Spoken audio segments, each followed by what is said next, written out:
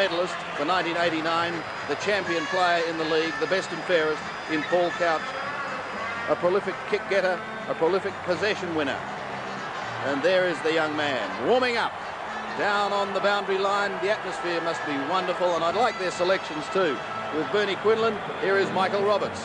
There's something very special about a grand final, especially the MCG, the ground, the colour, the crowd, a tremendous environment for a grand final. Welcome, Bernie Quinlan.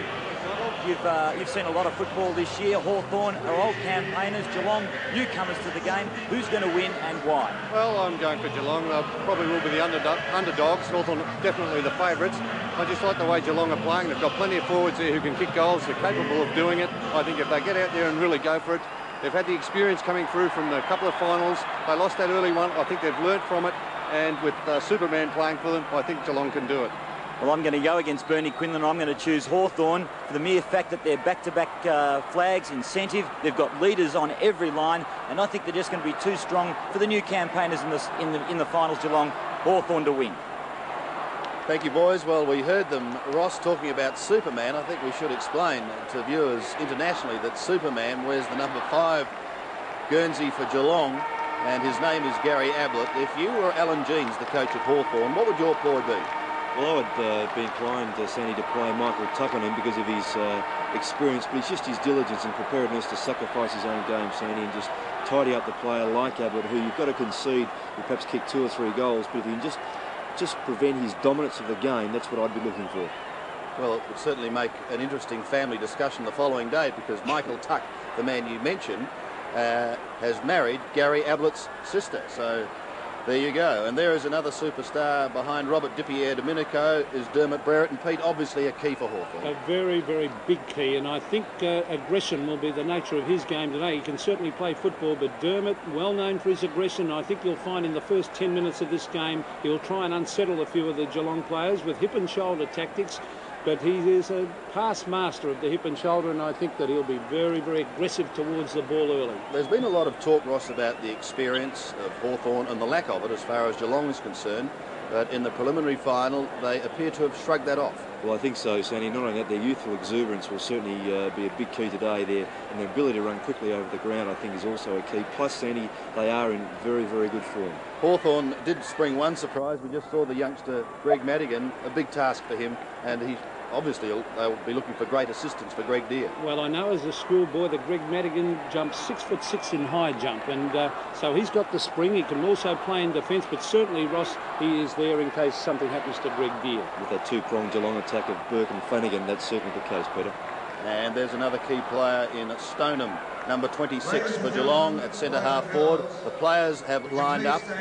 We have with us now the choir from the Victorian School for the Deaf, the Victorian Children's Choir, and also John Farnham for the singing of the national anthem, Advance Australia Fair.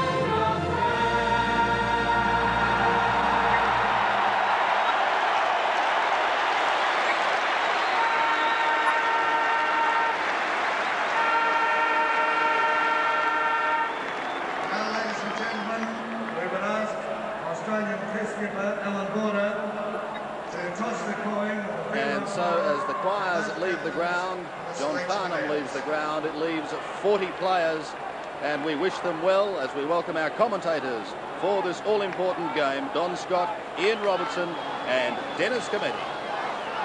Thank you, Sandy. So the moment has arrived in bright sunshine here at the MCG, the two sides on the ground. And what a sight it is. Ideal conditions for football, Don Scott. Yes, it is. And let's just hope that that sun stays under the clouds, Dennis, because it is a humid day, as we've already heard. The ground in perfect condition. But it does play tricks, doesn't it, when you've got to look into the sun, Ian? Yes, it can be a bit of a problem, Don. But you couldn't get more perfect conditions than at the MCG this afternoon. Here's the toss of the coin with Michael Roberts. Right, the toss. Alan Border has got the coin. Shaking hands, Damien Burke and Michael Tuck, the two skippers. And the Australian Test captain puts it in the air. It's landed on heads. Damien Burke, the Geelong captain, has won the toss. He is going to the main scoreboard end, which is left of the screen. And Michael Tuck is going over to tell his troops the non-scoreboard end, which is right of screen. And Don, I'd say to a slight breeze. Yes, it is blowing maybe across the ground, if anything, Dennis, but I don't think the breeze will be a factor. The factor will be how these teams establish themselves in the first 10 minutes. What about his selection? Well, I'm going for Hawthorn, but it would not surprise me if Geelong get up, because I think they're the best side to take it up to Hawthorn in this final series. Ian?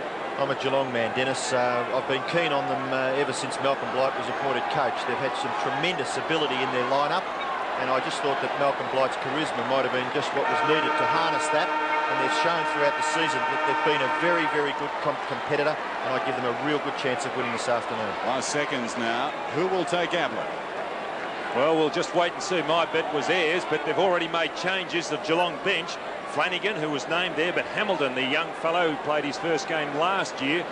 Hawthorn haven't changed their interchange bench. Jamie Morrissey with Greg Manigan. So now we'll just try and pick up all the positional changes. McGuinness is on Ablett at the moment, Don. Yes. Buckenara playing wide out on this centre wing. He was named on the half-forward flank. Lindner going over to pick him up. Schultz will take Brereton. In the centre, we've got Burke, who will start. Couch is also there. Hughes. And also Gary Hockey. The umpires, Peter Carey, his first grand final, and Brian Sheehan, his second. Malacallis in the back pocket on Whitman. So we're set to go. The ultimate prize.